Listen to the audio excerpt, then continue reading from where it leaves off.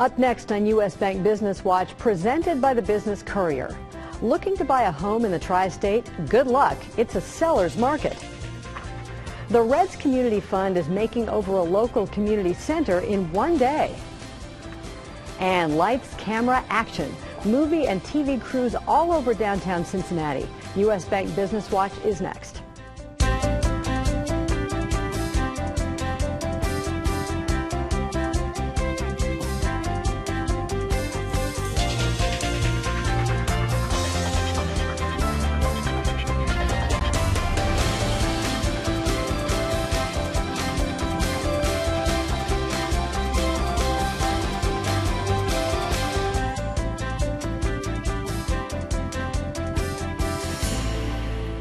Good morning and welcome to U.S. Bank Business Watch. I'm Peg Rasconi. On the Business Courier front page centerpiece this week, in the market to buy a new home in Greater Cincinnati, timing is not on your side. This is a manic market that very much favors sellers. Housing inventory across the region is at a 12-year low, with the market nearly stalled in many popular neighborhoods. It's been a hard reality, especially for people moving here from out of town. Choices out there were, very few, and we kind of wanted a fairly newer home, maybe 10 years old at the max, so we had a difficult time finding anything. The market is so tight that a well-kept house in a desirable neighborhood usually draws multiple offers and sells within hours. There are fewer houses for sale this year than any year since 2002. According to the Multiple Listing Service of Greater Cincinnati. In April 2007, for example, a local buyer could choose from more than 16,000 homes for sale. In April 2014, that number was just over 9,000. That's a drop of 44%.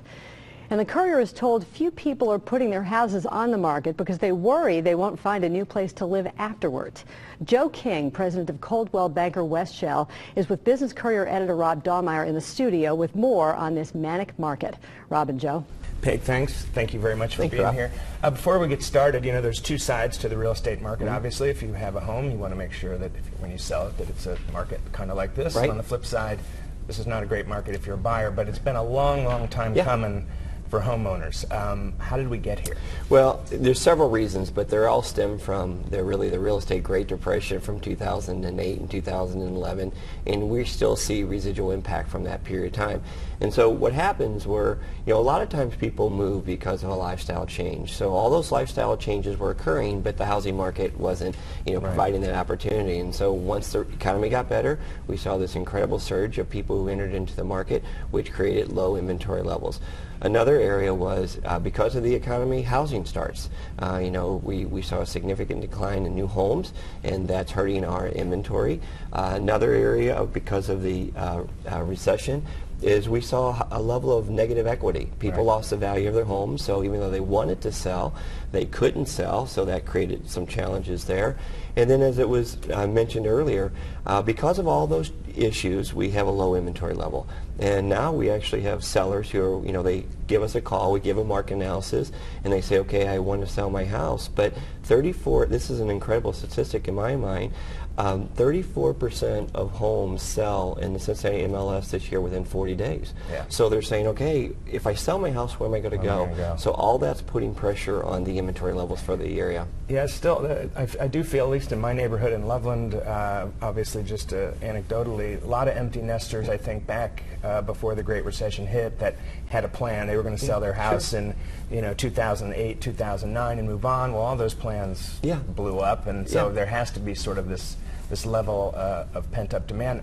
How is your industry handling this? It's been a long time coming. I'm sure these are great days for you guys, but are you guys set up for this and ready to meet the demand? You actually make a good point, and I'll answer it two ways. One is in 2014, real estate has gone back to a micro level. When the market was really bad, it was a macro level. Everything was suffering. Now it's very specific to the area, and so when we make statements, you really need to understand your specific market before getting a conclusion of the overall market. But a couple of things is, it was mentioned before, multiple offers, and that's really a difficult thing for us, is because people make an offer on a house because they emotionally fall in love with the house, they're attached to it. And if you get 3 offers, you can only sell it once, and so 2 people don't get the home, and so that's very difficult. I also think because of the low inventory, it's keeping our overall sales limited. You know, we have this buyer demand, but we don't have enough homes to sell. And then I think the third part, which is a positive, and I talked about the negative equity a minute ago, is year-to-date through May, Cincinnati Board of Realtors is experiencing a 4% appreciation year over year. That's great. So we are starting to see appreciation, and I love 4%. It's sustainable. It may not be what some of the other areas are, but we can live with a 4%. 3 to 5 was always the number that, you know, in Cincinnati you were going to get it through hell or high water, and then we reached that word. Yeah, so it's healthy. But so do you think this is sustainable? Are we going to, you know, if we're talking a year from now, are you going to, do you feel like there's a chance that we could still see the market improving to the point where this inventory is going to start impacting home prices? Yeah, well, we're starting to see some really good indicators. When NAR, National Association of Realtors, released their May report, we saw a 2.2% increase in inventory over the previous month, which is a 6% increase over previous year. U.S. Census Bureau said that there's a 16% increase in housing start year over year through May. So we're starting to see that. We see appreciation, less negative equity. Unemployment, which is a huge factor in real estate, in overall economy, we're starting to see improvement in that. So we're seeing very good signs for a healthy real estate market coming up. Good. Well, as a homeowner, I'm happy. Thanks for being here. Wonderful. Thank you. Back to you. All right, thanks, Rob and Joe. A brand new home will be built in Cincinnati's Central Business District, something that hasn't happened in a long, long time. Matt Kuhnel, owner of Quest Real Estate, is building a speculative $1 million single-family home at 311 West 4th Street. The exterior will match the rest of the neighborhood while giving its buyer a modern home with huge windows, an open floor plan, and a garage. Construction should start in the next few weeks. A $30 million residential development in Sailor Park could transform that West Side neighborhood.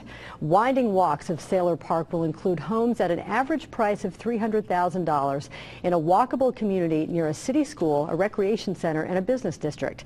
The development is in the works on Hillside Avenue. It includes a 26-acre farm that would house 100 new homes.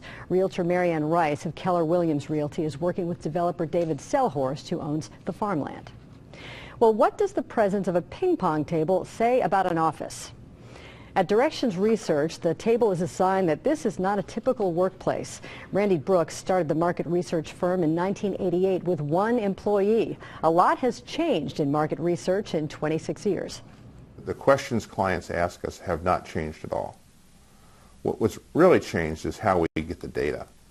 In the early 70s, we did telephone interviewing, mall interviewing, where we stop people in malls and do surveys. Was just in its infancy in the early 70s, and it's nearly gone now. What happened was the internet.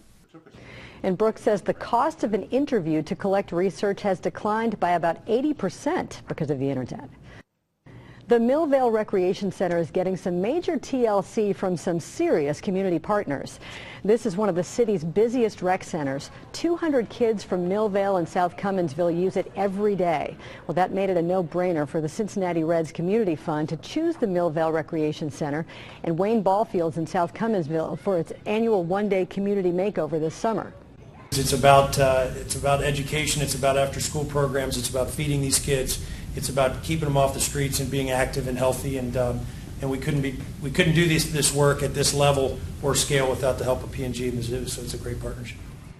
A group of more than 400 volunteers from P&G will rebuild ball fields, add bleachers, install a football field, and upgrade the kitchen, game room, and computer room facilities. The budget is about $300,000 with money donated by the Reds Community Fund and P&G. The Cincinnati Zoo's landscaping team will guide volunteers as they add plants, expand the garden, and build a greenhouse. It all happens on August 6th. A Northern Kentucky automotive parts manufacturer has invested about $300,000 to build and equip a medical clinic for its employees.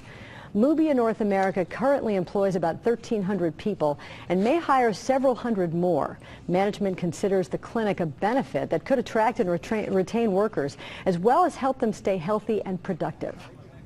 The reason for opening the Health and Wellness Center was to provide an additional benefit to our employees as part of a long-term plan we've had to become the preferred employer in northern Kentucky. All the services that are conducted here are paid by Movia. There is no payment by the employees. The clinic is managed by the St. Elizabeth Physicians Medical Group. A doctor will be available to see employees or family members 8 a.m. to 5 p.m. weekdays, along with an occupational health nurse and medical assistant. A business accelerator based in the heart of Over the Rhine is quietly working to help entrepreneurs produce the first batch of their manufactured products. The aptly named First Batch started its second class of entrepreneurs last month. The accelerator partners entrepreneurs with mentors and experienced manufacturers and provides $8,000 in grant funding to create the first production line of a new product. We want to be able to look at people who had great ideas that have actually taken it to that first step, but don't know where to go to make it a sustainable company. And so for them to kind of look back and say, you know, I don't know if I could have gotten here on my own is the kind of the perfect example of where we want to go. The first two companies that went through First Batch's first class are Hatchet Guitars. They make backpack-sized guitars that play like a full-size, and a Wool Shop, a high-quality, naturally dyed wool good producer. Movie cameras are rolling again on the streets of downtown Cincinnati. Actors Don Cheadle and Ewan McGregor began work on the Miles Davis biography film Miles Ahead last week, shooting scenes on 7th Street between Plum and Elm, very close to the Business Courier office. The entire project will be shot in the Tri-State through August 15th. The film will mark the 5th time Cincinnati has been used to portray New York City in the 1950s, 60s, and 70s. For some up-close photos of the movie set, take a look at the Business Courier website. And it's not just movies that are shooting in Cincinnati right now. Food Network host Guy Fieri was in town shooting diners, drive-ins, and dives at 3 over-the-Rhine restaurants. He was at Bakersfield, A Taste of Belgium, and Senate. Fieri's signature 1968 red Camaro was tweeted and posted by many who saw it parked on Vine Street. No word yet on when those episodes might air. Well, up next on U.S. Bank Business Watch, some job cuts coming to 2 local companies, and a new way to consume beer from a local brewery.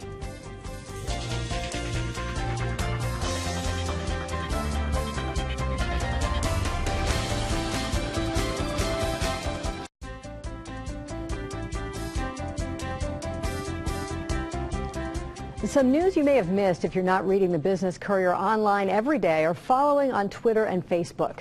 Fidelity Investments is eliminating about 400 jobs in Covington. The financial services giant is outsourcing printing and mailing operations to a third-party provider. That will happen in the next 16 to 18 months. The decision was driven by the increasing use of electronic communication with far less material to be sent to customers via mail.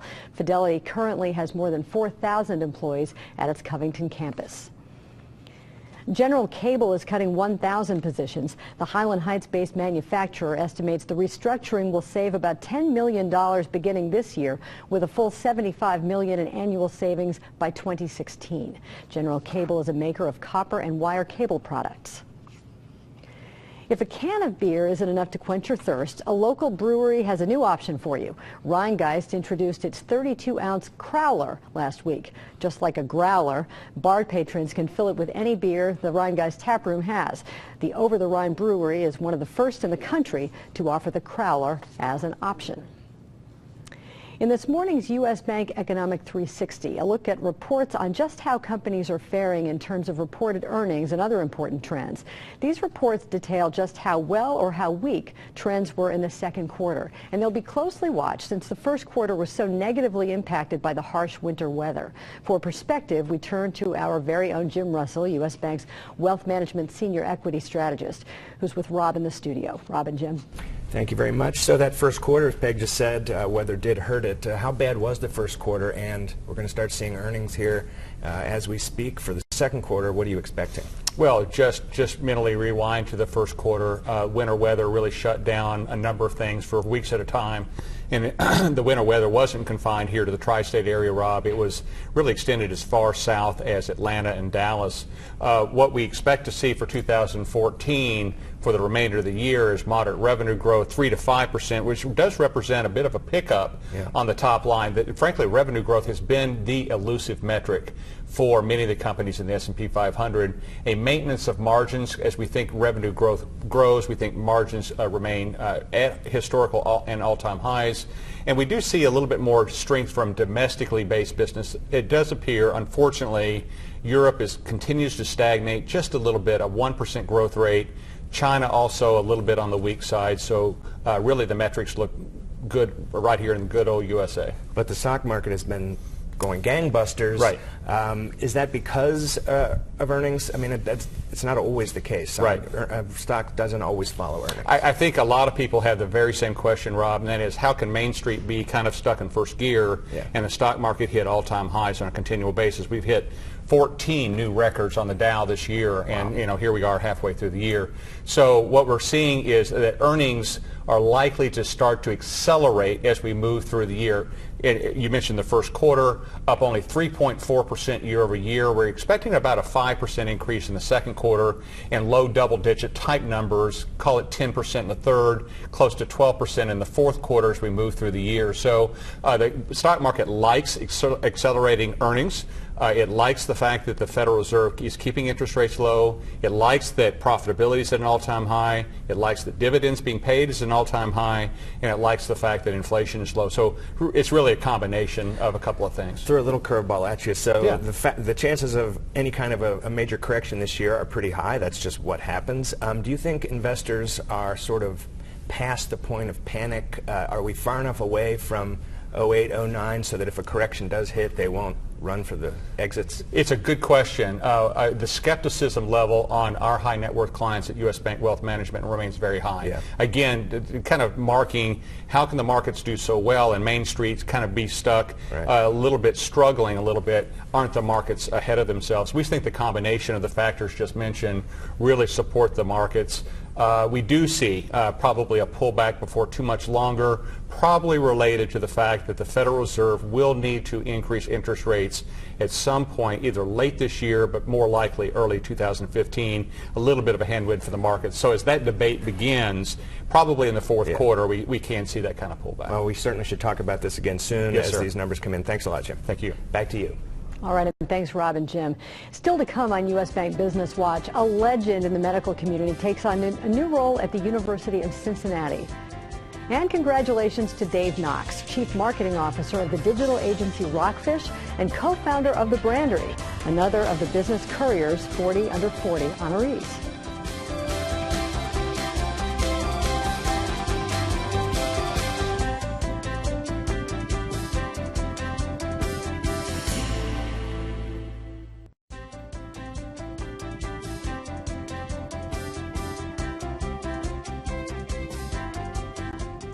In this morning's Business Insight, Dr. John Tu, a longtime professor of neurosurgery at the University of Cincinnati College of Medicine, is taking on a very different role. He's the new executive director of community affairs at the college and vice president of community affairs at UC Health.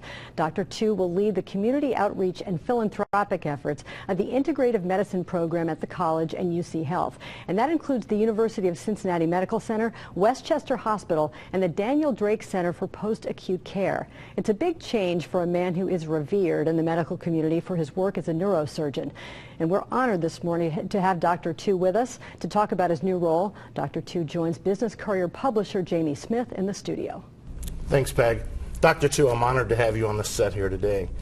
Business Courier's own healthcare hero, Lifetime Achievement winner a few years ago. So thanks for being here. Thank you, Jamie. It's your pleasure. Let's talk a little bit about the goal of your new position. What is the goal of the center? Change the world. Very simple. It's an easy task, right? Change the way we care for people, from disease care to health care.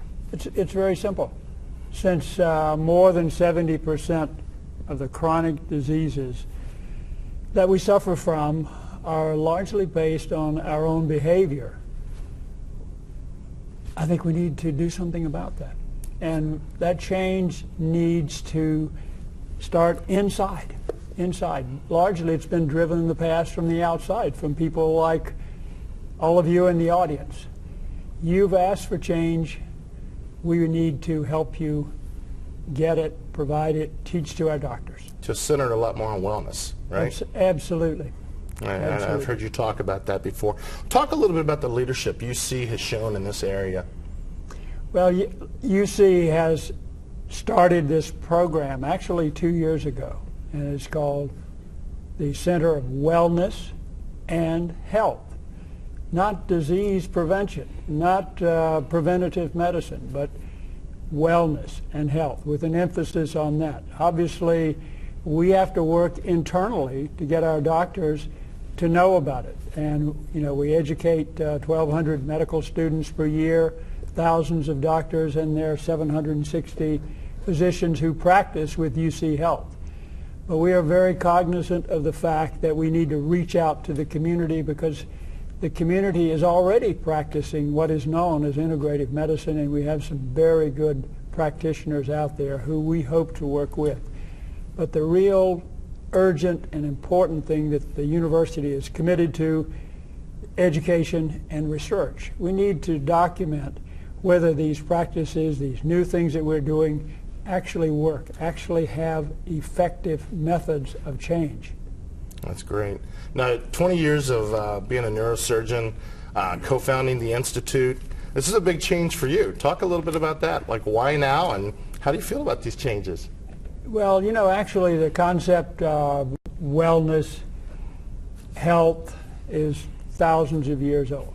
The father of medicine, actually, Hippocrates, actually said, let food be your best medicine.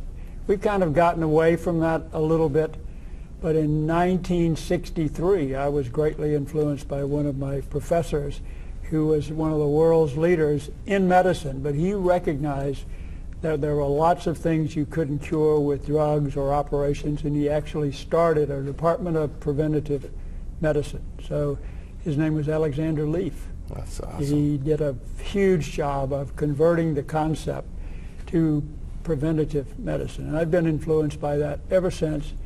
Although I practice neurosurgery, I've also tried to practice all of the other types of health wellness programs and to act as a model for that in my own life. So this is just a kind of a shift in direction. Well, I'm sure we at the Courier are going to continue to follow you. They've picked a great guy to lead this initiative, and I can't wait to see how you do. Okay. Thanks for being here today. Thanks a lot, Jamie. Peg, back to you. All right, thanks, gentlemen. An inspiring way to conclude the show. Thank you this morning for joining us on U.S. Bank Business Watch. We'll be back next Sunday and every Sunday morning at 6:30 here on Local 12 and 10 a.m. on the CW. And for more business news all week long, you can visit the Business Courier online and sign up for our daily emails. Follow on Twitter and Facebook. The address is CincinnatiBusinessCourier.com. I'm Peg Rasconi. Have a great Sunday.